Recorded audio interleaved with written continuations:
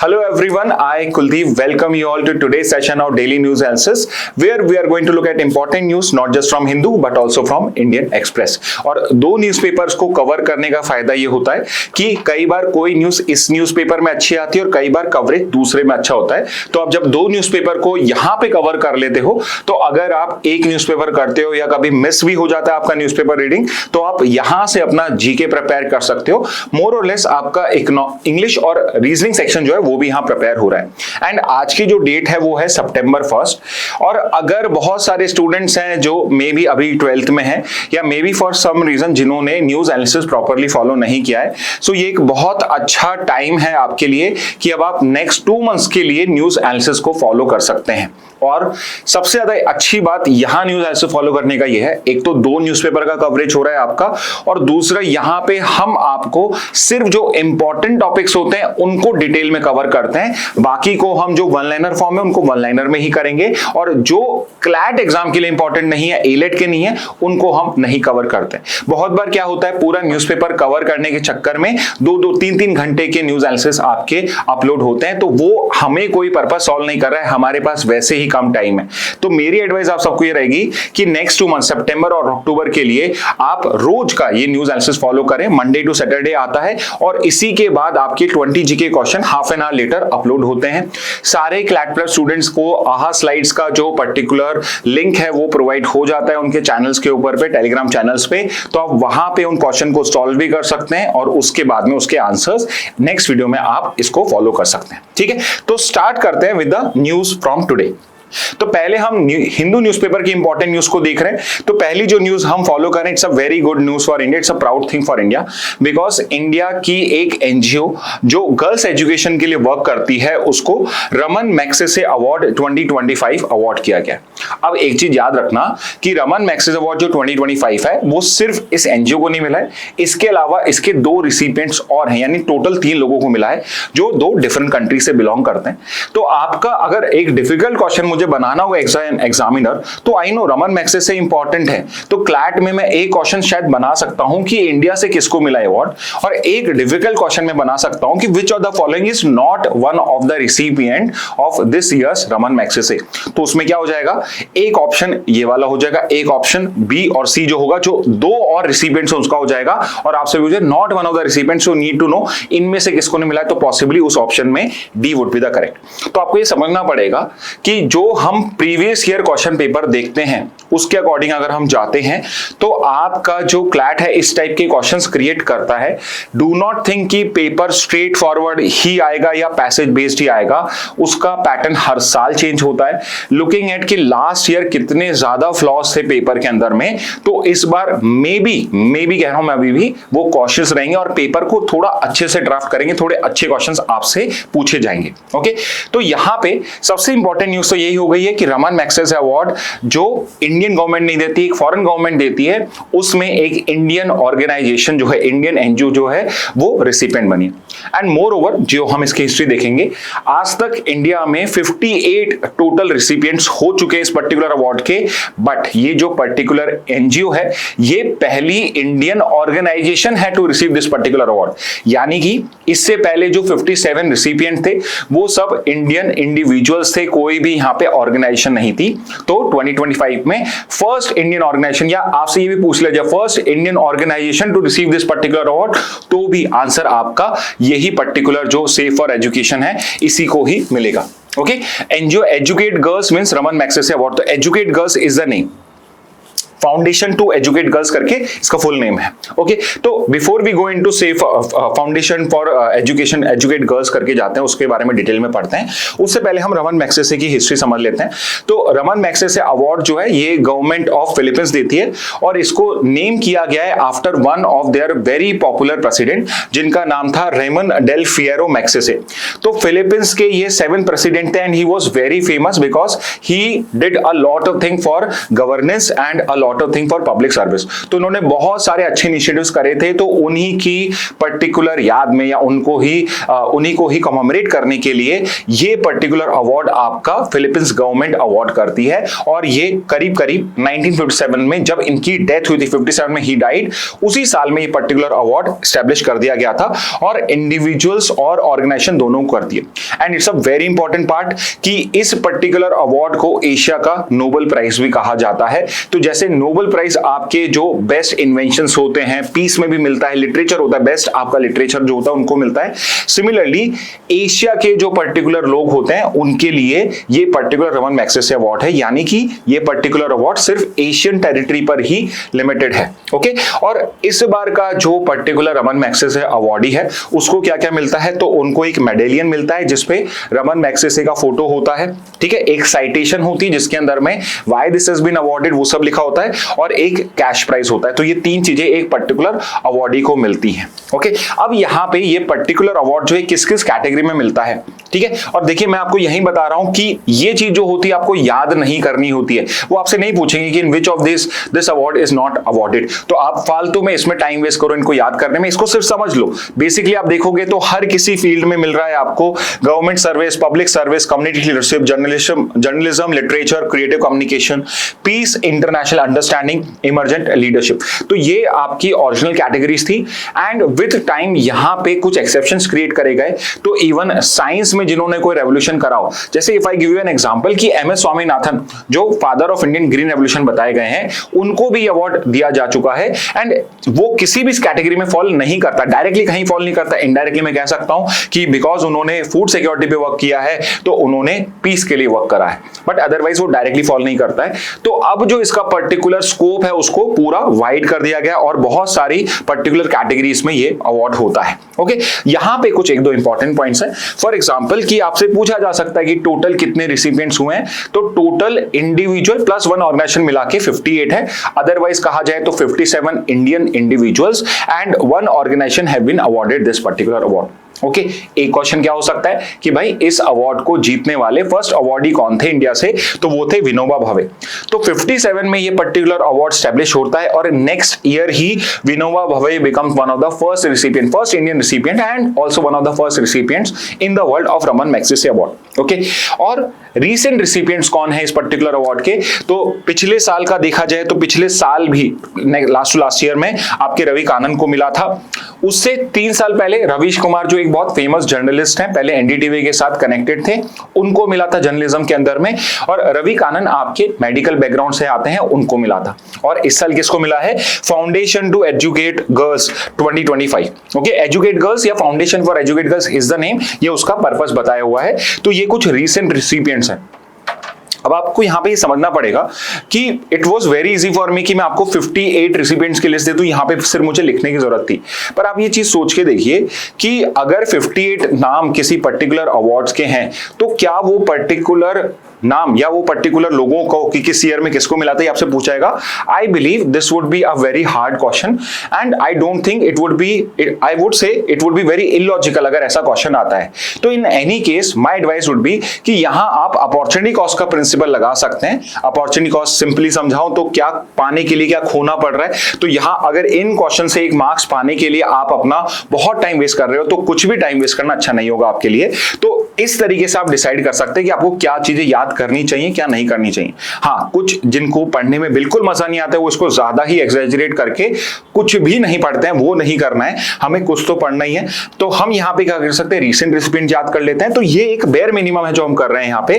तो इस बार का कौन हो गया और प्रीवियस रिसिपिएंट्स कौन है, फर्स्ट अवार्डी कौन है, ठीक है। और अदरवाइज अगर मुझे गेस करना होगा जितने भी इंपॉर्टेंट हमारे लीडर्स रहे हैं उन सबको कहीं ना कहीं जो अपने अपने फील्ड में जिन्होंने कुछ रेवोल्यूशनरी किया उन सबको मिला। जैसे मैंने एमएस स्वामीनाथन का एग्जांपल दिया, एक और नाम जो मुझे याद आ रहा है वो मदर टेरेसा का है जिनको भी ये पर्टिकुलर अवार्ड मिला हुआ है। तो आप ये बेसिक इंडिया और रमन मैग्सेसे अवार्ड में कर सकते हैं। ओके, अब हम आते हैं कि ये जो पर्टिकुलर एनजीओ है इसको ये पर्टिकुलर अवार्ड क्यों मिला है और इससे रिलेटेड पर्सनल कौन है, इसकी हिस्ट्री क्या है। तो educate girl foundation for educate girls को यहां पे मिला है। ये पर्टिकुलर फर्स्ट इंडियन ऑर्गेनाइजेशन बन चुकी है, founded in 2007 by home, by Safina Hussain. तो 2007 के अंदर में सफीना हुसैन ने इस पर्टिकुलर एनजीओ को इनिशिएट करा था और इसको इनिशिएट किया गया था फ्रॉम पाली, राजस्थान। तो Pali which is a particular district in Rajasthan, वहां से ये पर्टिकुलर जो प्रोजेक्ट है वो 2007 में इनिशिएट हुआ था। One of the good thing about this particular project was कि इस प्रोजेक्ट के अंदर में जो गर्ल्स आपकी पार्टिसिपेट कर रही थी, जो इस एनजीओ के थ्रू एजुकेशन गेन कर रही थी, वहां पे 90% रिटेंशन रेट था। अब ये रिटेंशन रेट का मतलब ये है कि लेट्स से अगर किसी ने एडमिशन लिया है लेट्स से फर्स्ट क्लास के अंदर में, तो पॉसिबली बहुत सारी ऐसी गर्ल्स होंगी जो सेकंड क्लास में एडमिशन नहीं लेंगी। ऐसे जैसे जैसे आप हायर क्लास में जाते हो, जब बेसिक हो जाती है, तो गांव के अंदर में, रूरल एरियाज में आज भी ये कल्चर है कि बेसिक एजुकेशन के बाद, एलिमेंट्री एजुकेशन के बाद they basically ask those girls students to leave the school. But यहाँ पे 90% रिटेंशन रेट है, यानी 100 में से 90 गर्ल्स वो स्कूल में अपना पूरी एजुकेशन को कंटिन्यू करती हैं, विच is a big particular task in India, और ये यहाँ पे सक्सेसफुल इसने अचीव करा है। तो शुरुआत इसकी सफीना हुसैन ने 2007 में करी थी पाली, राजस्थान के अंदर में, बट आज ये बहुत ही सक्सेसफुल प्रोजेक्ट हो चुका है। ओके, तो जो फर्स्ट न्यूज है वो रमन मैग्सेसे अवार्ड की, that is important for us. इसके ऊपर पे एलेट के अंदर में पहले क्वेश्चन आ चुके हैं, तो यू कैन एक्सपेक्ट कि इसके ऊपर पे क्वेश्चन इस साल भी आ सकता है, स्पेसिफिकली बिकॉज कि इस बार एक इंडियन ऑर्गेनाइजेशन को, एनजीओ को फर्स्ट टाइम ये पर्टिकुलर अवार्ड मिला है। ओके, अब हम नेक्स्ट न्यूज पे आ जाते हैं। नेक्स्ट है India China commit to fair border solution, prime minister. तो लास्ट ईयर का पेपर देखते हैं, तो लास्ट ईयर आपका ब्रिक्स का क्वेश्चन आया था। उससे पहले का पेपर देखते हैं, तो उससे पहले G20 का ऑर्गेनाइजेशन का क्वेश्चन आया था, यानी कि इंटरनेशनल ऑर्गेनाइजेशन आपके लिए एक इंपॉर्टेंट टॉपिक है। आप समझ सकते हैं कि बहुत ज्यादा हाई चांस है कि किसी ऑर्गेनाइजेशन के ऊपर पे आपका क्वेश्चन क्लैट के अंदर में आ जाए। ऑब्वियसली एलेट में भी ये प्रोसेस रिपीट होता है, और इस बार की बिकॉज ब्रिक्स आपकी इंपॉर्टेंट ऑर्गेनाइजेशन पहले आ चुकी है, G20 पहले आ चुका है, और इस साल जो एक ऑर्गेनाइजेशन बहुत न्यूज में है वो है SCO, शंघाई कोऑपरेशन ऑर्गेनाइजेशन। तो SCO इस बार की जो समिट है, जो अभी कंटिन्यू चल ही रही है आपके चाइना के अंदर में, टिएनजिन के अंदर में, इसकी पर्टिकुलर हिस्ट्री, इंडिया कब मेंबर बना था, इसके मेंबर्स कौन है, इसकी ऑब्जर्वर कंट्रीज कौन है, और जो कुछ भी इसकी हिस्ट्री में इंपॉर्टेंट है, इनके initiative, all of this is important this year for you. तो उसको भी हम कभी स्पेशल सेशन में भी कवर करेंगे, but in any case CLAT पर आपके स्टूडेंट्स के जो हैंडआउट्स है, उनके जो जीके मंत्रा होती है, वहां पे SCO बहुत डिटेल में पहले से कवर है, और इंटरनेशनल ऑर्गेनाइजेशन की क्लास में भी उसको हमने कवर कर रखा है। Okay, but still I would से कि करंट अफेयर्स में कुछ भी अपडेट आपको मिलता है तो उसको करना है, ठीक है। अब यहां पे जो SCO समिट चल रही है, ये इसलिए भी इंपॉर्टेंट है बिकॉज यहां पे prime minister Modi on the sidelines of SCO summit after 7 years एक बायलैटरल मीट कर रहे हैं with Chinese president Xi Jinping.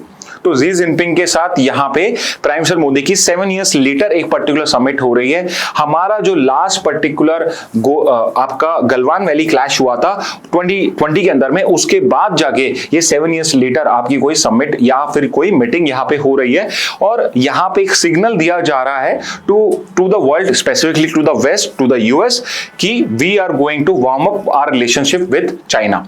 अब यहाँ पे एक अगर आपसे इन्फ्रेंस बेस्ड क्वेश्चन पूछा जाए तो वो ये हो सकता है कि इसका क्वाड पे क्या इफेक्ट हो सकता है। तो वी कैन सी हियर कि पॉसिबली इंडिया जो है वो बैलेंस आउट करना कोशिश करेगा।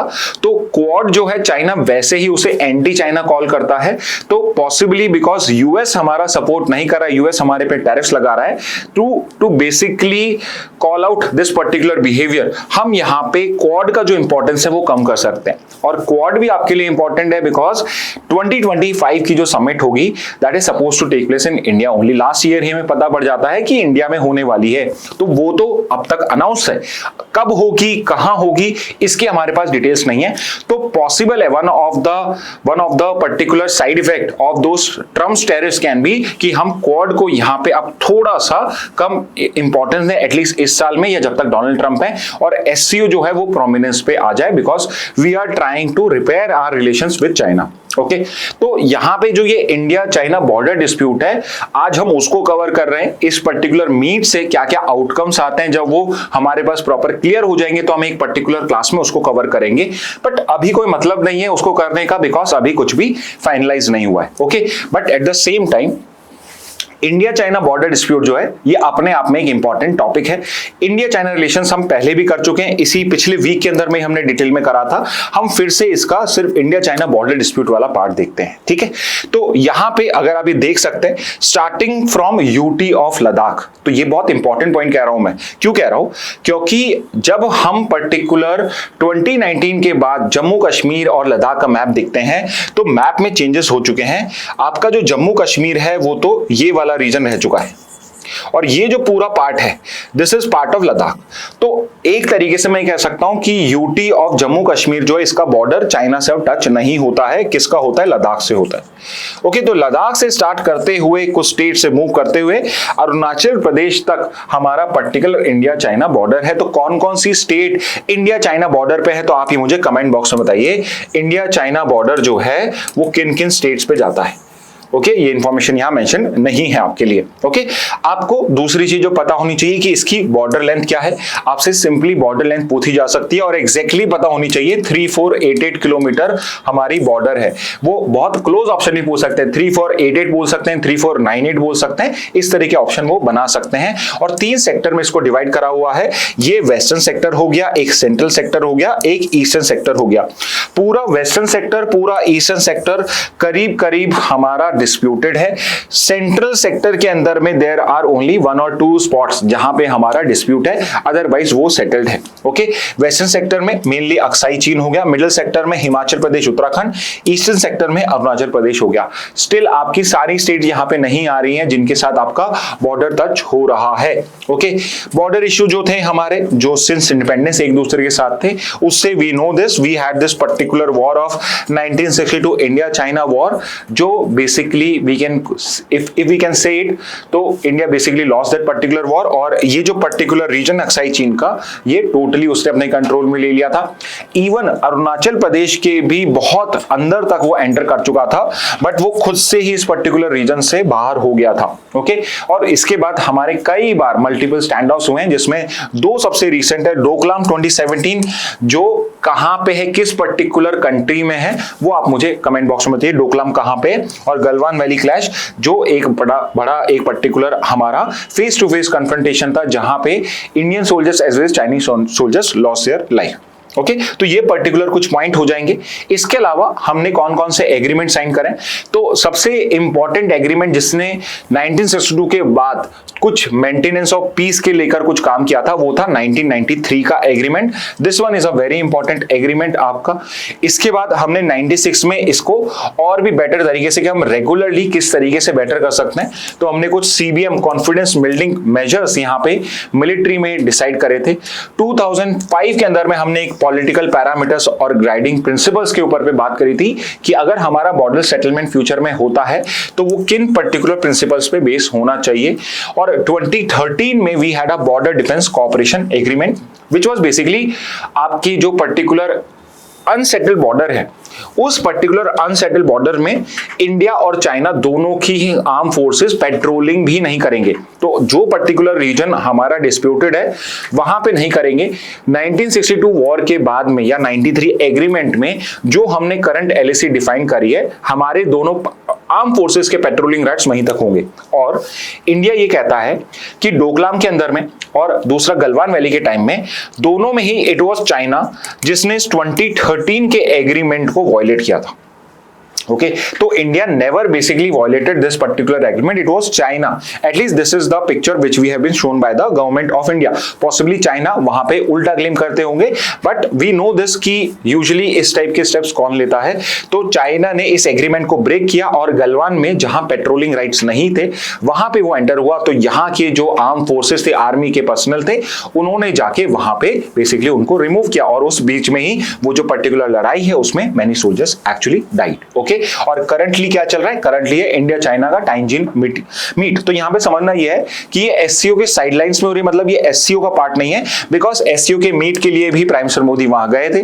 We were also looking to normalize our relationship, तो we had our side meeting with India and China.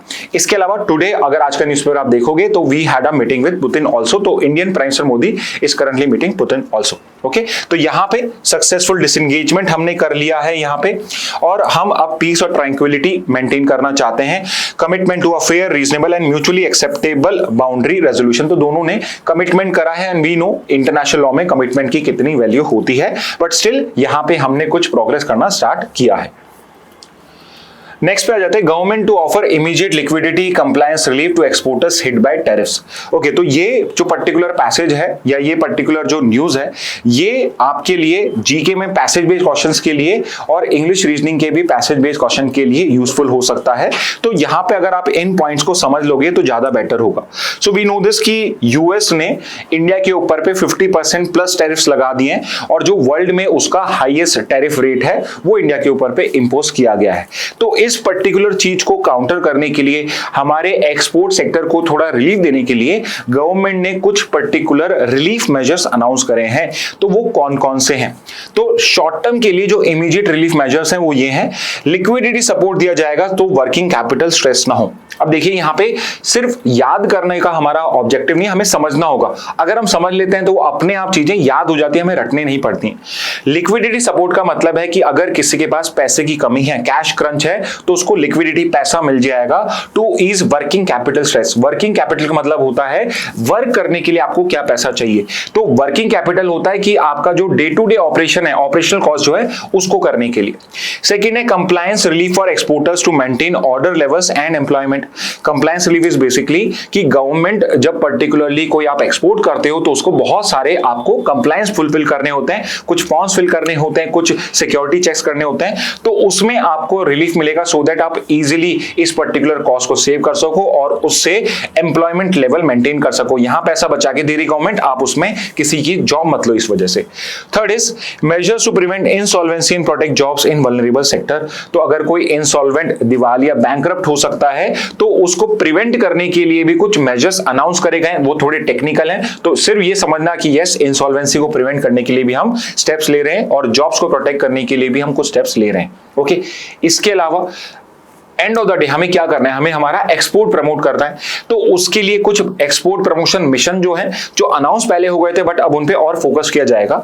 जैसे एक है निर्यात प्रोत्साहन, मतलब कि एक्सपोर्ट को प्रमोट करना। इसके लिए trade finance access through interest subvention. Interest subvention का मतलब क्या होता है कि अगर आपने कोई लोन लिया है, उसके ऊपर पे आपका 6% इंटरेस्ट था, तो आपको 2% का सबवेंशन मिल जाएगा। अगर आपने टाइमली पेमेंट्स करे हैं तो 6 की जगह 4% आपको देना है। और दूसरा है कोलेटरल सपोर्ट फॉर एक्सपोर्टर्स। तो जब भी आप कोई पर्टिकुलर एक्सपोर्ट करते हैं तो सामने वाली पार्टी उस पे इंश्योरेंस करवाने की आपको बोलती है, आपको ही इंश्योरेंस कराना है। तो यहां पे इंश्योरेंस के लिए बहुत बार आपको कोलेटरल यहां पे कोई प्रेजेंट करना होता है। तो यहां पे कोलेटरल का जो रिक्वायरमेंट है गवर्नमेंट बैंक्स प्रोबेबली नहीं लेंगे, और कोई जो बाकी के इंश्योरेंस कंपनीज हैं उनको collateral government of India provide करेगा। तो in case because of some disaster अगर कुछ लॉस होता है, so it's going to be the government of India जो इसको कवर करेगा।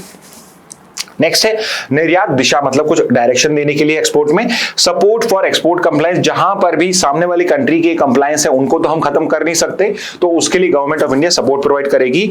और ब्रांडिंग और पैकेजिंग में भी असिस्टेंस देगी सो दैट आपकी जो पर्टिकुलर वैल्यू एडिशन है वो हो सके और आपके प्रोडक्ट्स प्रीमियम प्राइसेस पे हो सके। और जो प्रीमियम मार्केट्स है लाइक यूरोपियन मार्केट, यूएस का जो पर्टिकुलर मार्केट है उसको रिप्लेस कर सके। यूएस के मार्केट को रिप्लेस करेंगे हम मोर प्रीमियम मार्केट से, जैसे कि यूरोप है, तो उसके लिए ब्रांडिंग और packaging is an important part. Medium और लॉन्ग टर्म मेजर्स क्या है हमारे?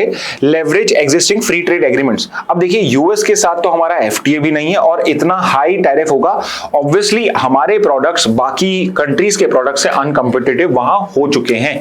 तो इसलिए हमारा जिन कंट्री के साथ एफटीए है उनको हमें लेवरेज करना चाहिए, हमें उन मार्केट को एक्सप्लोर करना चाहिए। सेकेंड इज हमें एक्सपोर्ट डाइवर्सिफिकेशन को पुश करना चाहिए सो दैट हम सिर्फ एक कंट्री पे नहीं है। एग्जाम्पल के लिए आपका जो पर्टिकुलर यूएस है ये इंडिया का श्रिम्प जो पर्टिकुलर आपका सी फूड होता है उसका 80 से 90% एक्सपोर्ट डेस्टिनेशन था। तो अब आप समझिए कि अगर वहां पे फॉर सम रीजन, किसी भी रीजन से अगर वो एक्सपोर्ट खत्म हो जाएगा तो हमारी श्रिम्प इंडस्ट्री जो है वो डिस्ट्रॉय हो जाएगी। सो इट्स बेटर कि हम शुरू से ही एक्सपोर्ट डाइवर्सिफिकेशन करें। Just because US is a market, we should not limit कि बिकॉज सारे श्रिम्प वहीं जा रहे हैं तो हमें सेकेंड मार्केट एक्सप्लोर करने की रिक्वायरमेंट ही क्या है। हमें एक्टिवली हमारे एक्सपोर्ट्स को डाइवर्सिफाई करना चाहिए, जिसका एक बेनिफिट ये भी होगा कि हम आगे जाके उसकी बेटर प्राइस ले पाएंगे। थर्ड इज हम डिजिटल ट्रेड इंफ्रा डेवलप करेंगे थ्रू भारत ट्रेड नेट। तो ये न्यूज है, ये पर्टिकुलर पॉइंट बहुत जगह मिस हो जाएगा लोगों का, तो इसको आप अलग से वन लाइनर भी कर लीजिए। इंडिया ने एक नया digital public infra Bharat trade net announce किया है, पॉसिबली बहुत जल्दी स्टार्ट हो जाएगा, तो इसको आप याद भी कर सकते हैं। What is Bharat trade net? It is a digital public infra for international trade has been proposed to be set up as a unified platform for trade documentation and financial solution। तो ऐसे समझिए कि एक बेसिकली एक website बनाई जा रही है जिसका नाम होगा भारत ट्रेड नेट या नेटवर्क, जहां पे जितना भी एक्सपोर्ट इंपोर्ट का डॉक्यूमेंटेशन है, जितने भी प्रोसेसेस हैं, जो भी आपको फाइनेंसिंग रिक्वायरमेंट हो सकती है, लोन्स की, डॉक्यूमेंटेशन की, कोलेटरल की, everything would be on a single website. तो वन स्टॉप सॉल्यूशन आपको भारत ट्रेड नेट के थ्रू प्रोवाइड करा जाएगा। देखिए मैंने आपको ये डेफिनेशन इसलिए समझाई है, फिर से आप रिवाइंड करके देख लीजिएगा, जिससे कि आपको ये रटना ना पड़े कि भारत ट्रेड नेट क्या है। आप समझ लीजिए भारत ट्रेड नेटवर्क क्या है, बेसिकली जो भी हमारा एक्सपोर्ट का पर्टिकुलर डॉक्यूमेंटेशन है, हमारे फाइनेंशियल सॉल्यूशंस हैं, वो यहां पे आपको मिल जाएंगे। ओके, अब नेक्स्ट पे आ जाते हैं हम, नेक्स्ट न्यूज के ऊपर पे। नेक्स्ट है हमारा mini cloudbursts are on the rise says IMD chief. तो यहां पे आपकी जो आईएमडी के हेड हैं, अब आप मुझे बताइए कि आईएमडी जो है ये हेडक्वार्टर्ड कहां पे है, इसका ईयर फॉर्मेशन क्या है और इसके करंट चेयरमैन कौन है, ये आप मुझे कमेंट बॉक्स में बताइए। हम न्यूज को भी कवर कर लेते हैं। इन्होंने कहा है कि इंडिया के अंदर में क्लाउड बर्स्ट तो इंक्रीज नहीं हुए, बट मिनी क्लाउड बर्स्ट जो है वो इंक्रीज हो गए, जिसको हिंदी में हम बादल फटना कहते हैं। तो एक चीज जो बहुत मिसकंसेप्शन है, बड़ा मिसकंसेप्शन है और बहुत लोगों को नहीं पता होता, आप घर में भी पूछ सकते हैं कि क्लाउड बर्स्ट क्या होता है, बादल फटना क्या होता है।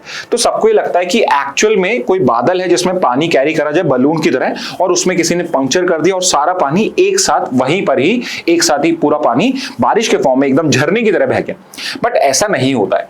क्लाउड बर्स्ट और मिनी क्लाउड बर्स्ट जो दो टर्म्स हमारे पास आ गई हैं, ये पर्टिकुलरली एक पैटर्न ऑफ रेनफॉल है। Okay, it's a pattern of rainfall and as a name suggest कि क्लाउड बर्स्ट हो रहा है, मतलब इसको इतना बड़ा नाम दिया गया है, तो पॉसिबली रेनफॉल बहुत हैवी होगी, and that is also true.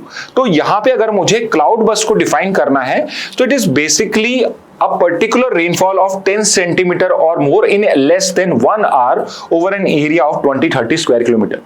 अगर 20 से 30 स्क्वायर किलोमीटर यानी एक बड़ी सिटी का पर्टिकुलर एरिया है या एक बड़ा माउंटेनियस रीजन है, वहां पे 1 घंटे के अंदर में 10 सेंटीमीटर या उससे ज्यादा रेनफॉल हो जाती है, तो उसी फिनोमिना को या उसी रेनफॉल को, टॉरेंशियल रेनफॉल को हम क्लाउड बर्स्ट बोलते हैं। बिकॉज इतने कम टाइम में इतनी बारिश हो रही है, सो जस्ट लाइक कि शायद बादल ही फट गया, इतनी बारिश हो गई है। ओके, अब क्लाउड बर्स्ट जो होता है वो अपने आप में इतना डिजास्टर्स नहीं होता है। ये बेसिकली डिजास्टर बन जाता है जब वहां पे कोई इंफ्रास्ट्रक्चर जो है वो उसके रूट में आ जाए।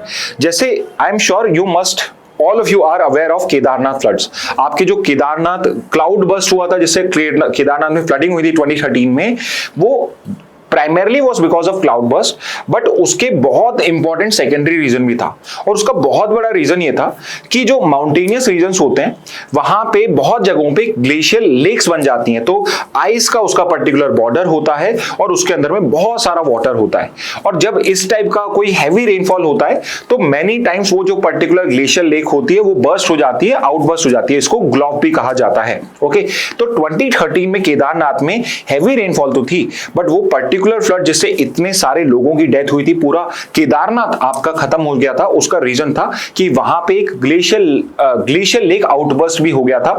तो ये पर्टिकुलर रीजन बहुत इंपॉर्टेंट बन गया था। तो यहां पर भी हम देखते हैं कि क्लाउड बर्स्ट का फिनोमिना जो होता है वो माउंटेनियस रीजन में होता है, बिकॉज क्लाउड बर्स्ट का एक मेजर रीजन होता है ओरोग्राफिक रेनफॉल, कि जब क्लाउड जा रहे हैं और उनके सामने कोई पर्टिकुलर लेट से माउंटेन आ जाता है, तो वो क्लाउड जो होते हैं वो और ऊपर जाते हैं और उसमें वाटर कंटेंट बढ़ता जाता है, और वाटर कंटेंट भरने के बाद वो एकदम से बारिश होती है, इसलिए यू वुड सी कि अगर यहाँ पे कोई फिजिकल बैरियर आ जाता है लाइक अ माउंटेन, वहां पे क्लाउड बर्स्ट के फिनोमेना ज्यादा होते हैं। तो एक हमने बातों बातों में एक और कंसेप्ट समझ लिया कि why we have more cloud burst in mountainous region, it is because वो बेस्ड है ओरोग्राफिक रेनफॉल पे जो किसी पर्टिकुलर बैरियर की वजह से होते हैं। ओके, तो क्लाउड बर्स्ट की डेफिनेशन आपको पता होनी चाहिए, इसके मेजर रीजन क्या है वो पता होने चाहिए। Such events are sudden, localised and causes flash flood. Flash flood is basically एकदम से बिल्कुल भी लग नहीं रहा था फ्लड्स आ सकता है और एकदम से फ्लड आ गया। Okay, forecasting nearly impossible due to their very localised nature. तो फोरकास्ट करना बहुत मुश्किल है बिकॉज यूजुअली जो फोरकास्ट होते हैं, जैसे मॉनसून फोरकास्टिंग कैसे होती है कि मॉनसून एक प्रॉपर एक पैटर्न में आपके मंथ ऑन मंथ रिपीट होता है, बट ये लोकलाइज्ड होते हैं, इनको फोरकास्ट करना मुश्किल होता है। अब यहाँ पे एक नया टर्म हम देख रहे हैं which is mini cloud burst. तो यहाँ पे मिनी क्लाउड बर्स्ट, अगर क्लाउड बर्स्ट याद है तो मिनी क्लाउड बर्स्ट करना बहुत सिंपल है बिकॉज वो यूजुअली इसका हाफ होता है। ओके, तो mini cloud burst is 5 centimetre of rainfall with in an hour. तो 10 सेंटीमीटर हो गई एक घंटे में तो क्लाउड बर्स्ट है, उसकी आधी हो गई 5 सेंटीमीटर तो मिनी क्लाउड बर्स्ट है। तो यहाँ पे आईएमडी ने कहा है कि हमारे इंडिया के अंदर में क्लाउड बर्स्ट के जो इवेंट्स है वो राइस में नहीं, ये हमारे हर साल करीब करीब इतने होते हैं। ओनली थिंग इज कि वो हमें ज्यादा डिजास्टर्स इसलिए दिख रहे हैं बिकॉज एक तो इस साल हद से ज्यादा रेनफॉल हुई है और दूसरा हम हमारा जो इंफ्रा है उसको और डेवलप कर रहे हैं आपके हिली रीजन्स में, माउंटेनियस रीजन्स में, और हमारे जो हिमालयाज है उनकी कैरिंग कैपेसिटी जो है वो एक्सीड हो गई है। वहां पे इतने लोग, इतना इंफ्रा वो सपोर्ट ही नहीं कर सकता है, वो फ्रेजाइल माउंटेन्स है, तो वहां पे ज्यादा लोग जाएंगे, क्लाउड बर्स्ट तो होना ही है वहां पे, तो वहां पे ज्यादा लोग होंगे तो ज्यादा डेथ होगी। तो हमें ये रखना है कि वहां पे इतना बर्डन ना हो, कैरिंग कैपेसिटी एक्सीड नहीं होनी चाहिए उन माउंटेन्स की। ओके, तो मिनी क्लाउड बर्स्ट क्या हो गया, जहां पे हाफ रेनफॉल हो रही है, फ्रीक्वेंसी जो है वो इंडिया के अंदर में इंक्रीज हो रही है मिनी क्लाउड बर्स्ट की, और ये हम सिर्फ हिमालयाज ही नहीं, हम आपके प्लेन एरियाज के अंदर में भी इसको देख सकते हैं। तो अभी आप चाहे बिहार ले लीजिए, यूपी ले लीजिए, पंजाब ले लीजिए, राजस्थान ले लीजिए, एमपी ले लीजिए, सब जगह पे क्लाउड बर्स्ट या मिनी क्लाउड बर्स्ट के इंसिडेंट हो रहे हैं, जिससे फ्लैश फ्लडिंग जो है वो बहुत इंक्रीज हो रही है। एंड पॉसिबली हम आने वाले मंथ्स में देखेंगे सितंबर अक्टूबर में, जब साउथ में तमिलनाडु के अंदर में आपके रेनफॉल स्टार्ट होती है, मॉनसून स्टार्ट होता है, उस टाइम के अंदर में वहां पर भी you would see flooding because of this mini cloud burst. तो ये पर्टिकुलर यहां पे हमें एक मैसेज मिला है। ओके, करंट टाइम की असेसमेंट क्या है तो आपको पता होना चाहिए, no long term increasing trend in cloud burst across India but mini cloud burst are on the rise. Reasons क्या क्या हैं, तो एक तो रीजन है वेस्टर्न डिस्टर्बेंसेस, जो एक पर्टिकुलर क्लाइमेट सिस्टम होता है। वेस्टर्न डिस्टर्बेंस इसलिए कहा जाता है बिकॉज ये वेस्ट से आते हैं, और disturbances is basically the name of the wind. ठीक है, जो विंटर विंड्स होती है उनके लिए वर्ड यूज किया जाता है। Combining with Bay of Bengal monsoon, तो यहां से बे ऑफ बंगाल मानसून आ रहा है, वहां से वेस्टर्न डिस्टर्बेंस की विंड आ रही, रेन कैरिंग विंड्स आ रही है, और उस मर्जिंग की वजह से आपके यहां पे ज्यादा रेनफॉल हो रही है। This conference led to intense rainfall in Himachal, Uttarakhand, Jammu and Kashmir. दूसरा which is global warming, warming atmosphere increases moisture holding capacity intensifying local rainfall. तो आपका कितना हैवी रेनफॉल होगा ये दो चीजों पे डिपेंड करता है।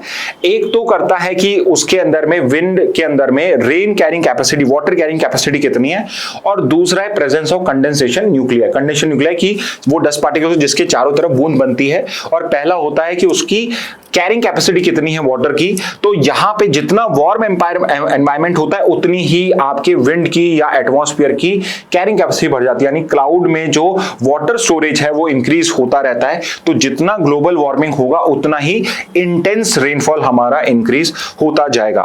दो एग्जांपल्स मैंने आपके लिए हैं जो मेजर क्लाउड बर्स्ट काउंट किए जाते हैं, एक लेह लद्दाख है और दूसरा केदारनाथ के फ्लड्स हो जाएंगे आपके। तो ये दो इंपॉर्टेंट एग्जांपल है जहां पे बहुत हैवी लॉसेस हुए थे। इस साल भी कई क्लाउड बर्स्ट हुए, और द रीजन इज कि पॉसिबली हम देखेंगे कि अगर टोटल डेटा उठाएंगे हम आने वाले टाइम में, तो हर साल इससे जो पर्सन की डेथ हो रही है उनका नंबर इंक्रीज ही होगा, बट बिकॉज वो एक साथ कंसंट्रेट फॉर्म में नहीं हो रहा होगा, तो मे बी हम उसे इस तरीके से डिजास्टर की तरह ट्रीट ना करें जैसे हमने केदारनाथ फ्लड्स को करा है। बट इन एनी केस अगर हम सेल्डम एग्जांपल्स को भी सारा ऐड करेंगे तो lot of people are actually dying because of flash floods in India. Okay, तो ये आपका न्यूज हो जाएगा एक और इंपॉर्टेंट। इसको क्लाउड बर्स्ट को, मिनी क्लाउड बर्स्ट को समझना बहुत इंपॉर्टेंट है, डेफिनेशन याद करना इंपॉर्टेंट है आपके लिए, और इसका क्या असेसमेंट है, इसका क्या पर्टिकुलर इंप्लीकेशन है, एग्जांपल्स कौन से क्लाउड बर्स्ट के, ये भी आपको पता होने चाहिए। नेक्स्ट पे आते हैं the importance of India's federal design. तो एक बहुत अच्छा आर्टिकल आया है विच इज रिगार्डिंग कि यहाँ पे आपका एक प्रोटेस्ट चल रहा है regarding restoring of statehood of Jammu and Kashmir.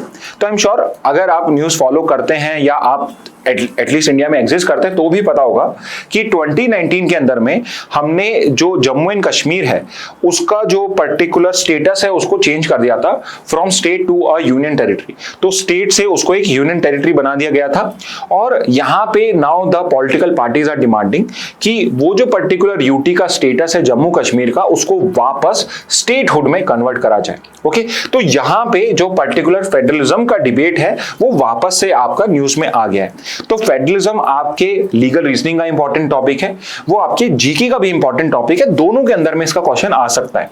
तो हम यहाँ पे दोनों के एस्पेक्ट को कवर कर रहे हैं। ओके, तो यहाँ पे फेडरलिज्म की इंपॉर्टेंस क्या है वो समझते हैं। पहले हो सकता है कुछ को फेडरलिज्म नहीं पता हो। फेडरलिज्म का मतलब होता है कि कोई भी जो कंट्री है जिसमें फेडरल आपका स्ट्रक्चर है उसके अंदर में दो पर्टिकुलर गवर्नेंस पॉइंट होंगे, एक सेंटर होगा और एक स्टेट्स होगा। ओके, और इसमें इंपॉर्टेंट बात यह है कि जो ये स्टेट्स हैं ये सेंटर ने क्रिएट नहीं करी हैं, ये जो पावर इनको मिल रही है स्टेट्स को या फंक्शंस को मिल रहे हैं वो सेंटर ने नहीं अलॉट करे हैं। दोनों का existence from a single document होता है कॉन्स्टिट्यूशन से और दोनों के ही पावर्स और फंक्शंस कॉन्स्टिट्यूशन ही प्रोवाइड करता है। Let's take example of India also.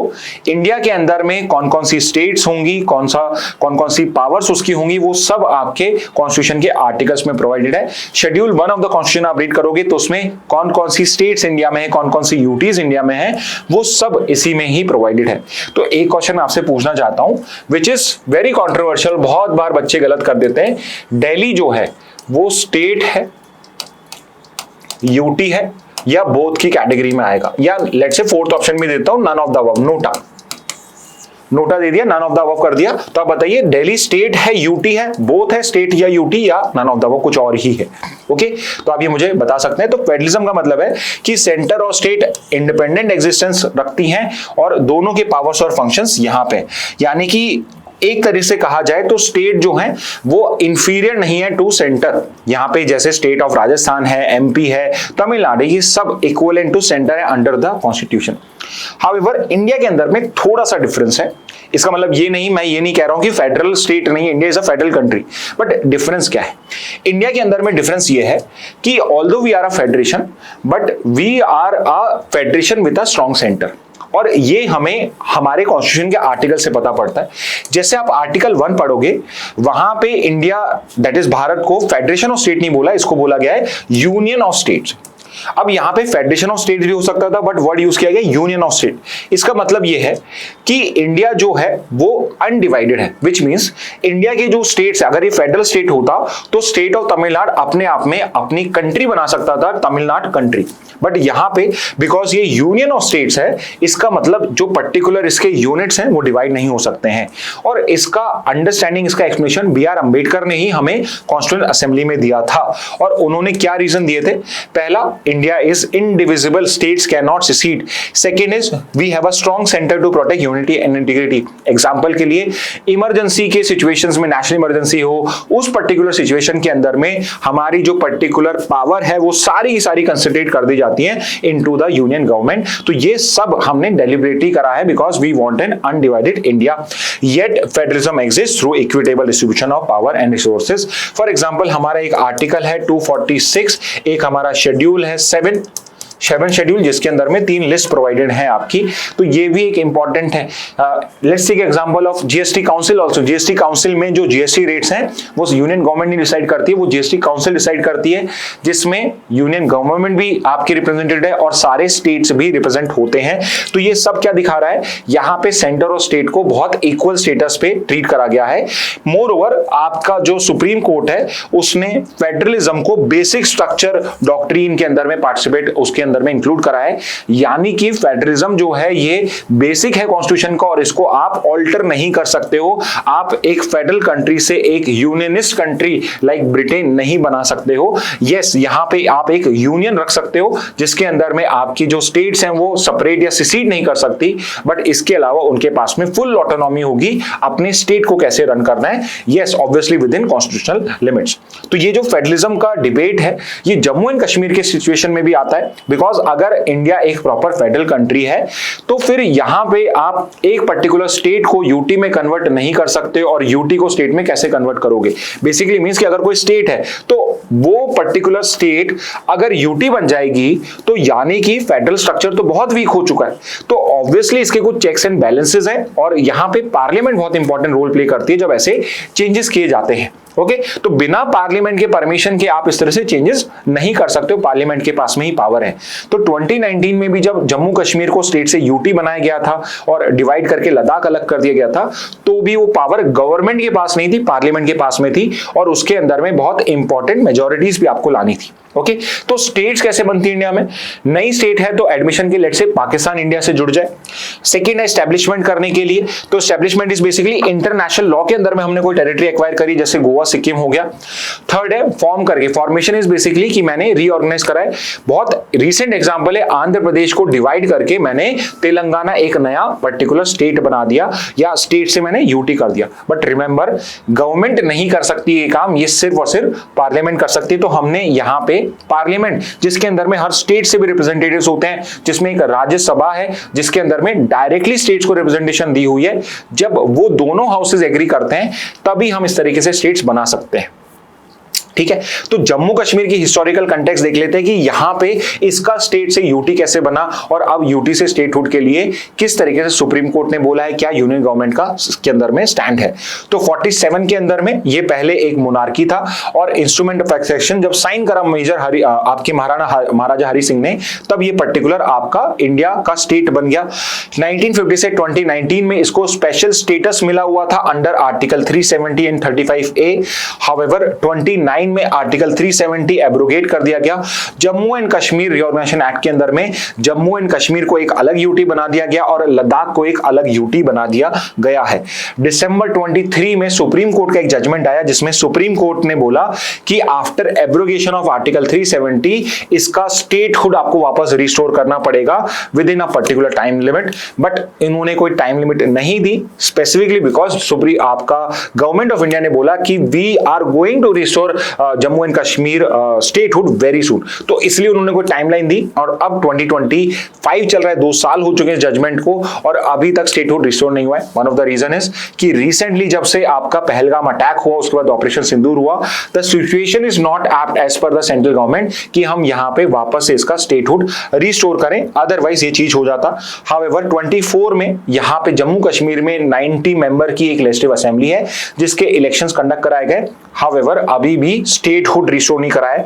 तो जो एमएलए बने गए हैं वो सारे के सारे कौन हैं? UT of Jammu and Kashmir के वो एमएलए हैं, ना कि स्टेटहुड के। तो लेट्स सी यहां पे अब किस तरीके से करा जाता है। नेक्स्ट पे आते हैं giving wings to India's youth. तो ये एक पर्टिकुलर एडिटोरियल भी हम कवर कर रहे हैं जिसके अंदर में गवर्नमेंट ऑफ इंडिया ने आपके प्राइम मिनिस्टर मोदी ने इंडिपेंडेंस डे 15 अगस्त को एक नई पर्टिकुलर आपकी स्कीम अनाउंस करी है for increasing the employment and for making India आत्मनिर्भर। तो डोनाल्ड ट्रंप के टैरिफ्स के अगेंस्ट में ये पर्टिकुलर स्कीम यहाँ पे लॉन्च करी गई सो दैट यहाँ पे और बेटर एम्प्लॉयमेंट क्रिएशन करा जा सके। तो उसी कंटेक्स्ट में यहाँ पे मनसुख मंडाविया जो आपके लेबर मिनिस्ट्री के आपके यूनियन हैं, उन्होंने ये पर्टिकुलर आर्टिकल लिखा है और इसके अंदर में इंडिया का करंट बैकग्राउंड बताया और जो पर्टिकुलर स्कीम है उसको भी करा है। तो वो स्कीम हमारे लिए एक इंपॉर्टेंट वन लाइनर है, उसको हम यहां कवर भी करेंगे। तो इन्होंने पहले बताया इंडिया की इकोनॉमिक और लेबर ग्रोथ क्या है। तो 2014 में हम 10th लार्जेस्ट इकोनॉमी थे और 25 में हम 4th लार्जेस्ट इकोनॉमी बन गए हैं, विच is a known fact now. But यहां पे समझने की बात यह कि अगर आप 10 से 4th की जो रेस देखते हो उसमें जो गैप था सारी इकोनॉमीज के अंदर में वो ज्यादा वाइड नहीं था। Very soon we would be the 3rd largest economy economy also possibly by 2030। But उसके बाद फर्स्ट और सेकंड पे यूएस और चाइना है, वहां पे रियल फाइट होती है बिकॉज वहां गैप बहुत ज्यादा है। इंडिया 4 ट्रिलियन की इकोनॉमी है, चाइना 20 ट्रिलियन की इकोनॉमी है, यूएस 30 ट्रिलियन की इकोनॉमी, यानी 5 टाइम्स 6 टाइम्स हमारा इकोनॉमिक साइज है। तो वो जब कर पाओगे आप अगर 10 ईयर पीरियड में, that would be a big achievement. Okay, job creation देखा जाए तो 2004 से 14 का जो 10 ईयर का पीरियड था तब 2.9 करोड़ जॉब्स क्रिएट करी हैं। 2014 से 24 में as per this particular article we have created over 17 crore jobs. अब यहाँ पे थोड़ा सा पर्टिकुलर गेम भी हो सकता है, गेम इन द सेंस कि यहाँ पे हम अनऑर्गेनाइज सेक्टर की जॉब्स को भी अब ऑर्गेनाइज सेक्टर में ट्रीट करके इस तरीके से जॉब जो क्रिएशन है उसको ओवर एक्सैजरेट कर सकते हैं। गिग वर्कर जो है, जो जोमेटो के लिए उसके लिए कर रहे हैं, वो सब भी आपके इसमें काउंट करे जा रहे हैं। इन एनी केस 17 करोड़ हमने एम्प्लॉयमेंट जनरेट करा in the last 10 years. Very important point, हमारा demographic dividend is very high. As per this report 65% of India's population is under the age of 35। तो अगर आप लोगों ने अच्छे से पढ़ाई करी, आपने क्लैट क्लियर करा, तो आप भी इंडियन इकोनॉमी को यहां पे कंट्रीब्यूट कर पाएंगे, जिससे इंडियन इकोनॉमी ग्रो करेगी। बट चैलेंज क्या है? Converting this potential into employability, formal jobs and social security coverage. तो अगेन आप क्लियर करें, उसके बाद जॉब करें, आप घर नहीं बैठेंगे तो आप हमारा डेमोग्राफिक डिविडेंड है, अदरवाइज आप इसमें इस पोटेंशियल को डिजास्टर में कन्वर्ट कर देंगे। ओके, और इस चीज के लिए गवर्नमेंट ने क्या लॉन्च करे? गवर्नमेंट ने लॉन्च करी है प्रधानमंत्री विकसित भारत रोजगार योजना। तो ये नई योजना लॉन्च करी गई है, 24-25 में अनाउंस कर दी गई थी। ऑल्दो ये एम्प्लॉयमेंट जनरेशन प्रोग्राम नाम से पहले से, तो ये वापस से उसी स्कीम को रीनेम करा गया, इसका बजट इंक्रीज करा गया है, जिसके अंदर में 1 लाख करोड़ का 1 लाख करोड़ का आपका आउटले, इतना इसका बजट हो जाएगा। टारगेट क्या है इसका कि नेक्स्ट 2 इयर्स के अंदर में हमें 3.5 करोड़ जॉब्स को क्रिएट करना है। लेट्स सी कैसे करा जाता है, कैसे किया जाएगा, इसके फीचर्स क्या वो बताए हुए हैं। 2 पार्ट्स में डिवाइड है आपकी। पार्ट ए है जो एम्प्लॉइज को करी जाएगी। तो जब भी कोई पर्टिकुलर एम्प्लॉय को यहां पे किसी फैक्ट्री में या किसी कंपनी में, किसी सर्विस कंपनी में जॉब मिलती है, तो उसे 15,000 के 2 इंस्टॉलमेंट्स में पेमेंट किया जाएगा for their getting employment. Second है एम्प्लॉयर को बेनिफिट क्या होगा कि फॉर एग्जाम्पल किसी की कोई फैक्ट्री है, जब भी वो कोई नया एम्प्लॉय हायर करेगा तो उसको पर new hire per month 3,000 rupees का इंसेंटिव दिया जाएगा। तो उसको हर महीने 3,000 दिए जाएंगे, जिससे वो बेसिकली उसका प्रोविडेंट फंड जो होता है, रिटायरमेंट फंड, उसमें इंक्लूड कर सकता है। तो यहाँ पे एम्प्लॉय के ऊपर पे जो पीएफ का बर्डन है उसको रिड्यूस करने की कोशिश की है, एक्सपेक्टिंग कि यहाँ पे नंबर ऑफ एम्प्लॉयमेंट जो है वो इंक्रीज होंगी, फर्म की साइज जो इंक्रीज होंगी, उसमें इकोनॉमीज ऑफ स्केल होंगी और बेटर वो कर पाएंगे। और तीसरा है सारे बेनिफिट्स डायरेक्ट बेनिफिट ट्रांसफर होंगे, यानी डायरेक्टली उनके अकाउंट्स में डिपॉजिट किए जाएंगे। नेक्स्ट पे आ जाते हैं, अब इंडियन एक्सप्रेस की न्यूज देख लेते हैं। अब देखिए ये न्यूज जो है ये आपके हिंदू में आज कवर ही नहीं हुई, पॉसिबली कल होगी या अलग तरीके से होगी। तो यहाँ पे ये एक इंटरनेशनल न्यूज है, रूटर्स में आई थी और इंडियन एक्सप्रेस का उनके साथ में पर्टिकुलर कॉन्ट्रैक्ट है, इसलिए उस इंटरनेशनल न्यूज को भी ये लोग कवर करते हैं। न्यूज इज कि Israel is weighing its option to annex West Bank to counter most to recognise Palestine. तो हमने अभी लास्ट मंथ ही ये चीज सुनी थी कि अभी ऑस्ट्रेलिया ने, जर्मनी ने, यूके ने, इन सब ने अनाउंस करा है कि सितंबर मंथ के अंदर में, फ्रांस भी, ये सब सितंबर मंथ के अंदर में आपका जो पैलेस्टीन स्टेट है, जिसको अभी वो एज अ कंट्री रिकॉग्नाइज नहीं करते हैं, उसको रिकॉग्नाइज कर लेंगे। तो इजराइल एक पर्टिकुलर प्लान ये कर रहा है कि करंट जो पर्टिकुलर पैलेस्टीन है that is basically your territory of West Bank and Gaza. तो ये मैंने मैप आपके लिए ऐड करा है, अगर आप इसको अच्छे से देखोगे तो ये जो पर्टिकुलर लाइट ब्लू कलर में टेरिटरी है दिस इज योर इजराइल।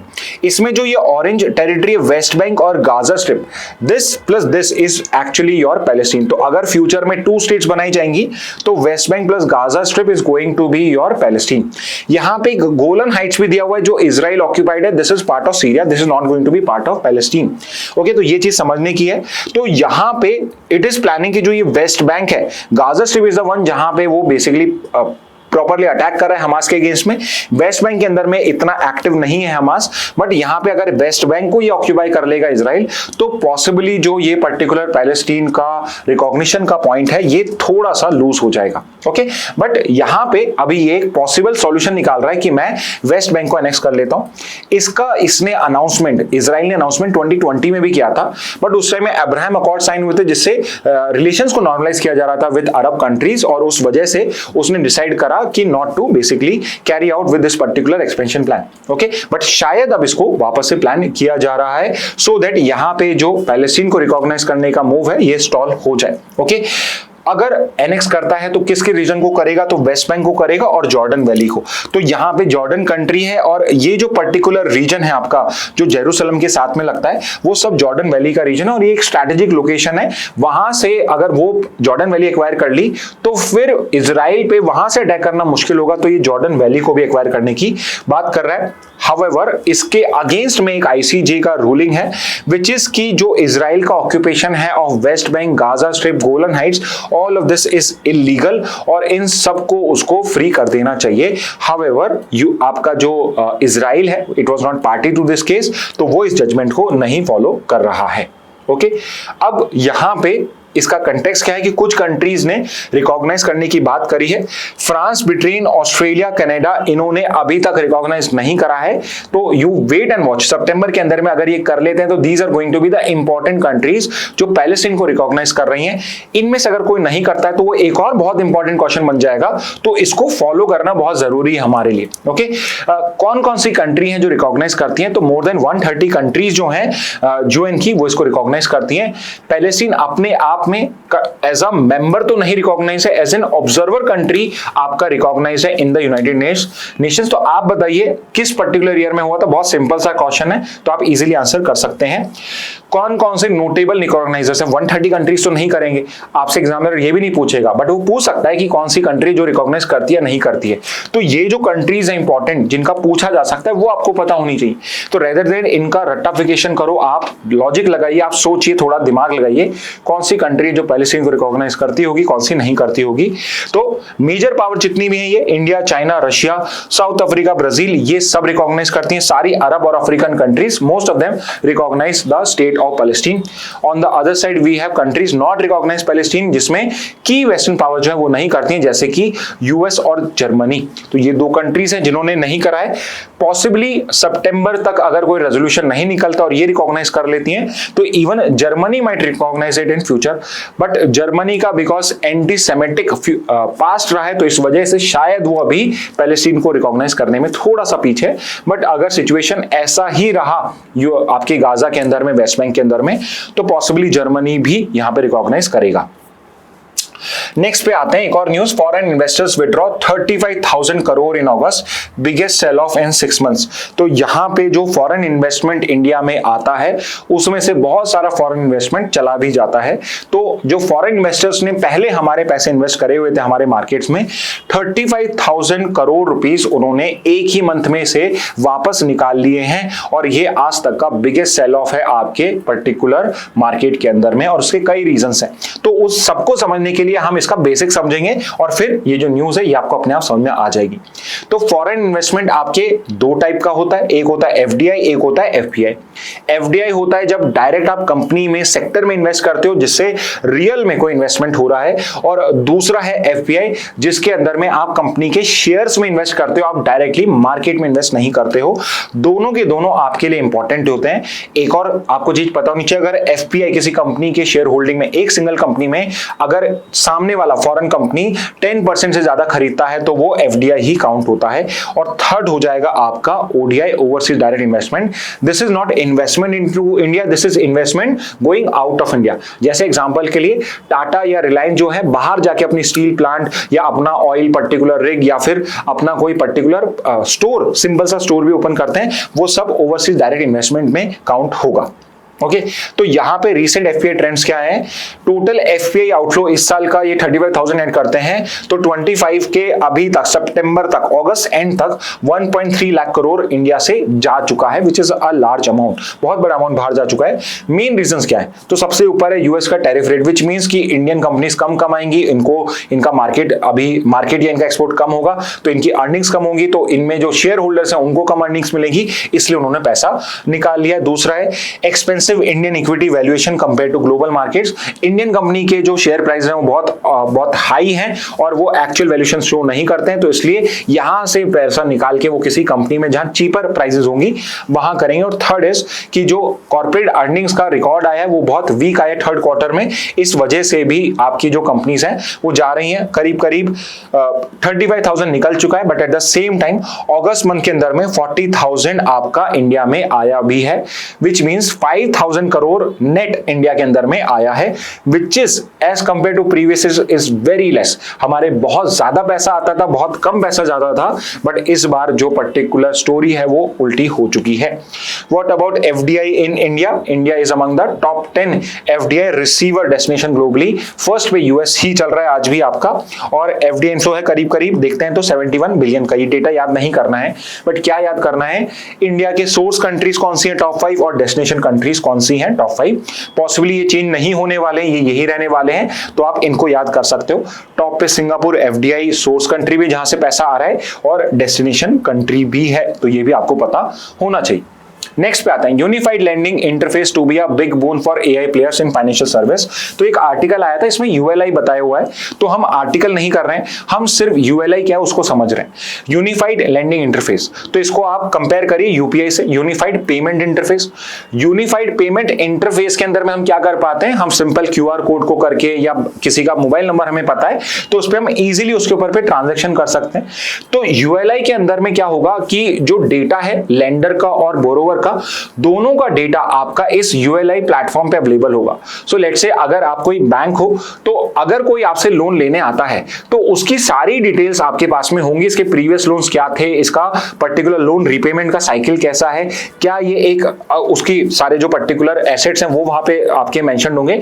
तो एक बैंक के पास में बहुत इजी होगा ये डिसाइड करना कि मुझे इसको लैंडिंग देनी या नहीं देनी। एट द सेम टाइम अगर आपको लोन लेना, आप एक बोरोवर हो, तो आप यूएलआई पे जाके एक रिक्वेस्ट सेंड करोगे, और ये रिक्वेस्ट सारे के सारे पर्टिकुलर जो लेंडर्स हैं, जो भी बैंक्स हैं, फाइनेंशियल इंस्टीट्यूशंस हैं, जो लोन देने का काम करते हैं, इंटरेस्टेड है, उनके पास मैसेज चला जाएगा, और वो आपका प्रोफाइल चेक करके ये बता देंगे कि आपको लोन देना चाहिए नहीं देना चाहिए। तो ये यूएलआई होगा। तो यूनिफाइड लैंडिंग इंटरफेस क्या है? इट्स बेसिकली अ वेबसाइट, एक प्लेटफॉर्म बनाया जा रहा है जिसके ऊपर पे सारी लेंडर्स की और बोरोवर्स की इंफॉर्मेशन होगी। तो आप एज अ बोरोवर चेक कर सकते हो किससे आप लोन लेना चाहते हो, और जो बोरोवर है, जो लेंडर है, उसके पास में आपकी इंफॉर्मेशन होगी। इफ ही इज इंटरेस्टेड तो वो आपको लोन प्रोवाइड कर देगा। So this is basically ULI. Next पे आते हैं, एक न्यूज आई है, एक पर्टिकुलर स्टडी करी गई, उसके हिसाब से इंडिया को 2030 तक 467 बिलियन डॉलर्स रुपीस चाहिए अगर वो इंडिया के जो 4 सबसे एमिशन हैवी सेक्टर जहां पे सबसे ज्यादा CO2 एमिशन होता है उनको डीकार्बनाइज करना चाहता है, जिसमें सबसे इंपॉर्टेंट होता है स्टील। स्टील जो होता है वो सबसे ज्यादा कार्बन एमिशन करता है और उसको डीकार्बनाइज करना भी सबसे ज्यादा टफ है। तो उसके लिए अगर हमें वो टेक्नोलॉजीज चाहिए, हमें वो चेंजेस करने हैं, तो इंडिया को 467 बिलियन डॉलर अमाउंट चाहिए होगा to achieve this particular target. तो ये पर्टिकुलर हमारे पास है, और it's a good news because जो प्रीवियस एस्टिमेट था वो था $1 ट्रिलियन का, कि इन 4 को अगर हमें 2030 तक डीकार्बनाइज करना है तो हमें 1 ट्रिलियन चाहिए। बट अब जो अमाउंट है that is half of it, 467 billion, which is manageable and achievable by India. तो ये पर्टिकुलरली हमारे लिए इंपॉर्टेंट है। ये जो 4 सेक्टर हैं ये करीब करीब half of India CO2 emissions करते हैं, और यहां पे अगर हमने इसको अचीव कर लिया तो जो हमारे 2030 के तीनों क्लाइमेट टारगेट्स हैं मेन वाले, उन सबको हम अचीव कर लेंगे। अगेन ये तीनों टारगेट्स हमने पंचामृत में भी अनाउंस करे हैं। टारगेट 1 जो अचीव कर चुके हैं कि 50% हमारे इंस्टॉल्ड कैपेसिटी इलेक्ट्रिसिटी जो है वो नॉन फॉसिल फ्यूल से आएगी। सेकेंड भी हमारा ऑलमोस्ट अचीव्ड है कि हम यहाँ पे 2.5 से 3 बिलियन टन का एक पर्टिकुलर कार्बन सिंक बनाना चाहते हैं, मतलब एफॉरेस्टेशन करेंगे, हम कार्बन टेक्नोलॉजी करेंगे, ये भी 2030 से पहले अचीव हो जाएगा। थर्ड टारगेट है 45% reduction in emission intensity of GDP from 2005 level, which is basically कि जितना कार्बन मेरी एक इंडस्ट्री प्रोड्यूस कर रही थी 2005 में उसका 45% कम करेगी। यानी अगर 100 kg 2005 में था तो अब वो सिर्फ और सिर्फ 55 kg रह जाएगा। और इसको अचीव करने के लिए हमें ये डीकार्बनाइज जो टारगेट्स हैं उनको अचीव करना बहुत जरूरी है। तो इसमें सबसे इंपॉर्टेंट जो पर्टिकुलर सेक्टर है वो स्टील हो जाएगा आपका। ओके, तो अगर हम ये अचीव कर लेते तो हम इजीली 2030 के टारगेट को भी अचीव कर लेंगे। ओके, तो ये भी एक इंपॉर्टेंट टारगेट वाला न्यूज हो जाएगा। ओके स्टूडेंट्स, तो ये थी आज की सारी news headlines. In case you feel like कोई न्यूज आइटम और भी इंपॉर्टेंट था तो आप उसे कमेंट बॉक्स में डाल दीजिए, हम नेक्स्ट किसी सेशन में उसको भी कवर कर लेंगे। Okay, so with this message let's end today session. Thank you and have a very nice day.